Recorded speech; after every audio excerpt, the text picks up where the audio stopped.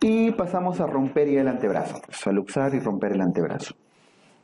Aquí ya vamos de frente a lo que realmente es preguntado Monteggia, Galeazzi, Sexlopresti, Hume, Hotchkiss.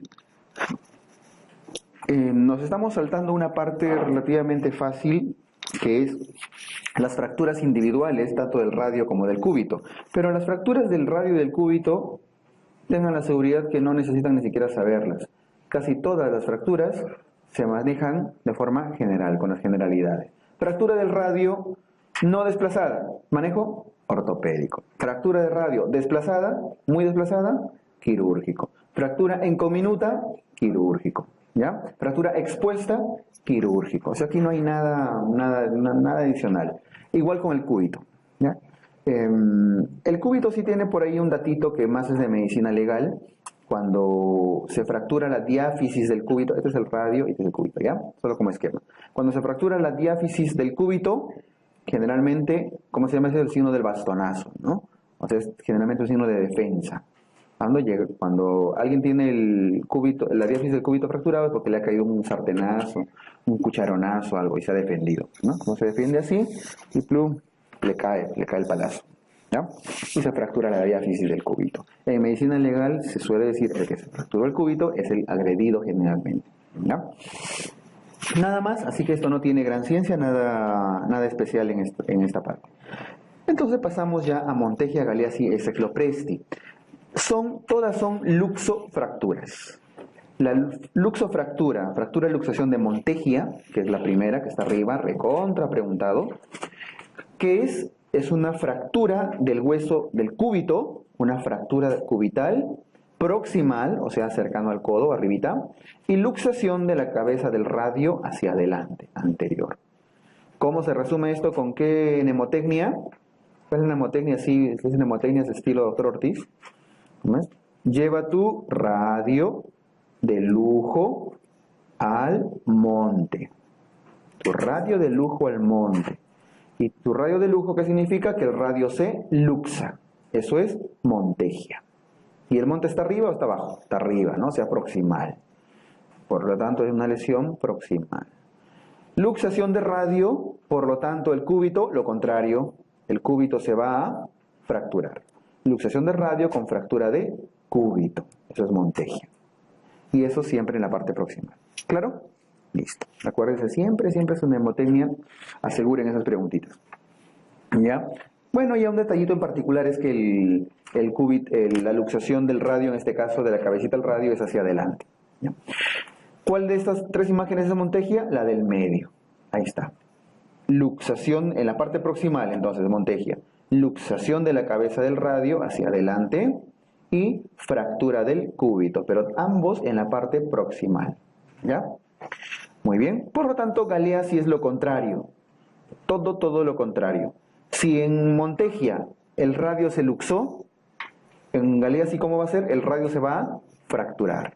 Y al revés, el cúbito se va a luxar. Y ya no va a ser en la parte proximal, sino en la parte distal. O sea, aunque les pregunten por Galeazzi, yo les sugiero siempre hagan su mnemotecnia de Monteggia primero y Galeazzi es lo contrario. Por lo tanto, Galeazzi abajo, ¿qué va a hacer? El cúbito se luxa y el radio se fractura en la parte distal. Eso es Galeazzi, ¿ya? El tercio distal del radio se fractura, ahí faltó la FX, y se luxa la parte distal de la articulación radiocubital inferior. Si bien dice, puede que sea un manejo ortopédico en niños, en general sigue la misma secuencia, los mismos criterios de manejo general de las fracturas. Puede llegar a ser quirúrgico, sobre todo dado que es una luxofractura, en ambos casos. ¿Cuál de las imágenes es Galeazzi en las figuritas? El 1, ¿cierto? Que tiene en la parte distal, ya más cercano a la muñeca, fractura del radio y luxación del cúbito. ¿Ok? Listo. Y finalmente el 3, la tercera, corresponde al Sexlopresti. ¿Qué cosa es Sexlopresti? Sexlopresti es, ¿qué dice el texto? Fractura de la cabeza del radio. Vean la imagen arriba en el 3. Ahí está la cabecita del radio, pum, se fracturó. ¿Qué más? Rotura de la membrana interósea. La membrana entre los dos huesitos, entre el cúbito y el radio, se partió. Es como cuando agarran su pollito a la brasa de la alita y plum, parten los dos huesitos, ¿no? y comen su carnecita de ambos lados. Ya está. Esa es una fractura de Sexlopresti, una luxofractura. ¿Ya? Ruptura de la membrana interósea, y adicionalmente se puede agregar una subluxación distal del cúbito. Vean la parte distal en esa imagen en el 3. Ahí está, el cúbito también se luxa. El Sexlopresti es muy poco preguntado, sobre todo acuérdense los dos componentes principales. El de arriba, fractura de la cabeza del radio, y ruptura de la membrana interósea. Eso sí tiene que haber. ¿Ya? Muy bien. Dependiendo del grado de desplazamiento de la fractura y demás, puede ser ortopédico, pero en adultos generalmente suele ser quirúrgico. Ahora, si les preguntan en general cuál es el manejo de cualquiera de estas fracturas, no tengan mayores dudas. El manejo de elección es quirúrgico. ¿Por qué? Porque son luxofracturas. Así que no le den muchas vueltas al tema. ¿Ya? En general. Ya está, Monteggia, Galeazzi y Sexlopresti, y a la derecha tienen ya una relación de lesiones mucho más raras. Ahí está la luxofractura de Hume, que se estaba asociado a ¿qué cosa? Fractura de olecranon, ¿no? Asociado a fractura de olecranon y a luxación anterior. Es una lesión muy grave y siempre es quirúrgico. Las fracturas de olecranon, que es parte de Hume, es que el manejo es quirúrgico y se hace un cerclaje. Básicamente cerclaje, por eso. ¿Qué es eso? Una sutura en 8, ¿no? Ven cómo está suturado con unos hilitos ahí, como en forma de 8, y encima como clavitos endomedulares, ¿no? Que los atraviesan y lo fijan. Este es un cerclaje, como ven. Cerclaje y punto. La inmovilización, no olviden que cuando hay fractura de doble cráneo debe ser en 45 grados. No le dicen 45 grados. Ese es el ángulo, ¿no? 45 grados. Y ya está. No muy extendido. No muy flexionado, perdón. Ahora, si se puede fracturar el olecranon, que está posterior, también puede fracturarse la parte anterior. ¿Cómo se llama la apófisis que está hacia adelante? Coronoides, ¿no? La apófisis coronoides también puede fracturarse. Ahí estamos viendo una imagen ahí. ¿Cuál es coronoides? Esta de acá, ¿no? Esta de acá es la apófisis coronoides, la que está hacia adelante. Y si se fractura la apófisis coronoides, con mucha facilidad va a ser una luxación posterior, ¿cierto? Si bien ya era muy factible hacer una posterior, cuando se fractura el coronoides, con más razón. Y eso suele estar asociado ¿a qué? A fracturas, a esta fractura. Fractura de coronoides, luxación posterior hacia atrás y fractura supracondílea de húmero, es una triada, la famosa triada de Hotchkiss, o triada fatídica le llaman, triada fatídica de Hotchkiss. Fractura del coronoides, luxación posterior y fractura supracondílea del húmero. Es una lesión muy grave que suele desfuncionalizar casi para siempre el codo. ¿Ya? Suele terminar con una rigidez severa, con serios problemas. Nunca han preguntado, ¿ya? Pero por si acaso, tengan en cuenta la triada de Hotchkiss. ¿Ya está? ¿Listo? Ya está, ya hemos roto el antebrazo. ¿Qué sigue? La muñeca, de la parte distal del cúbito y el radio. A ver.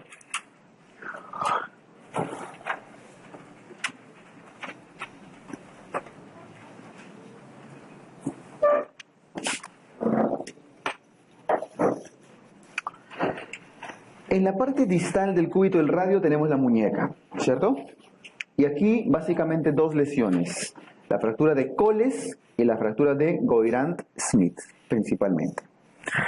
Ambos, tanto Coles como Goyrand-Smith, implican ¿qué cosa? Caídas sobre la mano. En ambos casos, la persona cae sobre la mano. Ahora, en Coles caen sobre la palma de la mano, mientras en Goyrand-Smith caen sobre el dorso de la mano. Ya está.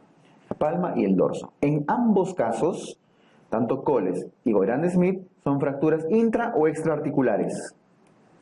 Extraarticulares, no lo hemos dicho hace rato, son extraarticulares. Goyrand-Smith también es una extraarticular. Ya está. La fractura de Coles, que es evidentemente la más famosa, es después de las vertebrales, la lesión más frecuente de la osteoporosis, se da a nivel de la metáfisis del radio. Esto es sencillo, pero a veces se olvidan incluso que es en el radio, ¿ya? La fractura de Coles. Bueno, es la fractura en la metáfisis del radio y genera un desplazamiento ¿de qué tipo? Dorsal. Vean la imagen acá.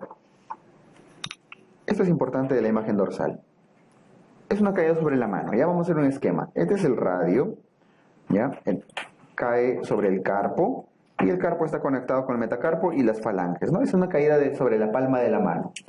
Cuando hay caída sobre la palma de la mano, el vector de la fuerza apunta hacia arriba y en dirección también hacia el codo. Por lo tanto, se fractura acá la metáfisis del radio. ¿Y cómo se va a desplazar? Así.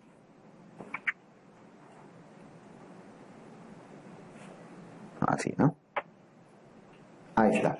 Se desplaza hacia la zona dorsal. No olviden que esta es la parte dorsal y esta es la cara ventral, ¿no? El fragmento fracturado se va hacia la cara dorsal. Y eso se articula con el carpo, y eso se articula con el metacarpo y se articula con el lepitos. ¿Ya está? Así suele ser la caída, por el vector de fuerza.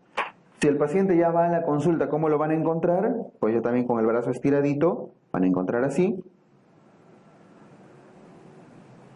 Está desviado y el carpo trata de volver a su lugar, metacarpo y falanges, ¿cierto? Esa es la típica forma como viene una lesión de Coles, con desplazamiento dorsal. De ahí viene el famoso signo del dorso del tenedor.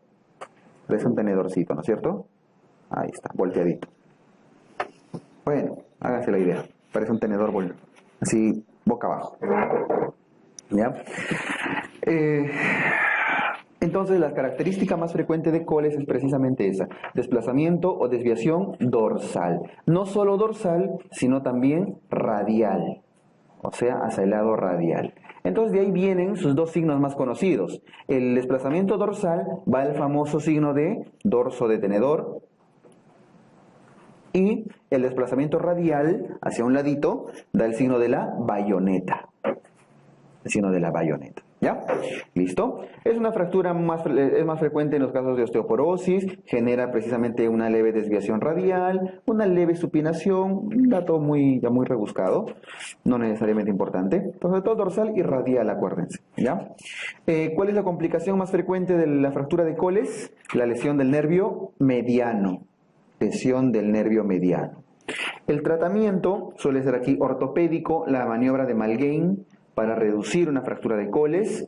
¿Qué era el Malgame? Lo que cuando alguna vez se han hecho ustedes de repente de adolescentes, lo llevan, no sé, se lo han llevado al huesero alguna vez, y si el huesero palpaba, ya, desplazamiento dorsal, o sea, Coles, ¿no?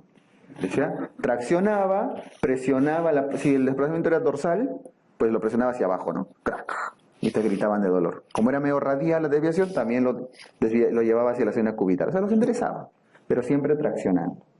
Y encima que les ponía su pellejo de sapo, ¿no?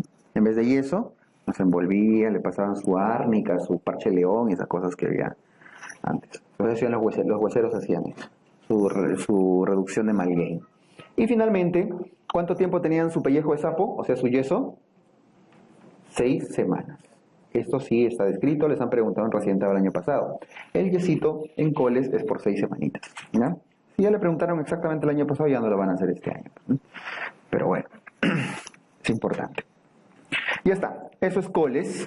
Ahí tienen el esquema, ya mucho más real, a la primera imagen, con su desplazamiento hacia atrás. Ahí está el dorso del tenedor.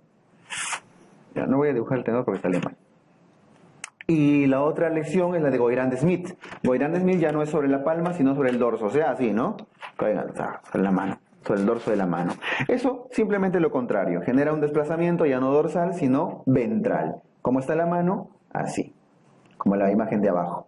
Y eso ya no es un dorso de tenedor, sino es una pala de jardinero. Ese es el signo.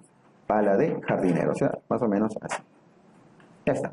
Como las palitas que tienen los jardineros, ¿no? Con lo que sacan la tierrita. Listo, nada más. Goyrand-Smith también lesiona el nervio mediano, bajo otros mecanismos, pero también lesiona el nervio mediano. Y a diferencia de Coles, que era manejo ortopédico y su yesito, aquí el manejo en Goyrand-Smith siempre es quirúrgico. Esa es la diferencia con Coles también. Muy bien. Les pueden poner como Goyrand-Smith, o simplemente como Goyrand, o simplemente como Smith. Muy bien. Entonces, eso en cuanto a Coles, Goyrand-Smith. Otra lesión de relativa... es rara, pero de cierta importancia para el examen, es Gerard Marchand. Es la que está abajo al último. bien abandonada ahí atrás. Gerard Marchand, ¿qué cosa es? Es parecido a Coles, o sea, igual una lesión transversa extrarticular al nivel de la metáfisis, pero no solo del radio, sino también del cúbito, o sea, salado. Ahí en esa imagen está su cúbito, está su radio, ahí está el carpo abajo, ¿está? ¿La lesión dónde es? Acá, ¿no? Está. Ahí está. Tanto cúbito como radio, los dos se parten, salado. O sea, la mano queda colgando ahora sí, totalmente separada. ¿Ya? Esa es la fractura o lesión de Gerard Marchand. Obviamente es quirúrgico también, porque ahí sí tienen los dos huesitos lesionados. ¿Listo? Eso en cuanto a, con eso, con Coles, Goilan Smith y Gerard Marchand prácticamente terminamos las lesiones del antebrazo, de la muñeca. No olviden que cuando hay una lesión de una fractura en el antebrazo, en todos estos casos estamos en el antebrazo, ¿verdad? Siempre, como es el yeso o la fijación, siempre una articulación antes, por encima, y una articulación después. Entonces, si la lesión ha sido en el antebrazo, el yeso o la férula, ¿de dónde va? Del codo, por encima, siempre por encima del codito. ¿Y cuál es la siguiente articulación distal? La muñeca, ¿no es cierto? Con el carpo. Por lo tanto, el yeso va hasta la palma de la mano. El yeso va a ser braquio-palmar. Ante cualquier lesión en cualquier parte del radio y el cúbito. ¿Ya? Braquio-palmar. Desde el brazo hasta la palma de la mano. Y con eso abarcan la inmovilización de todo el antebrazo.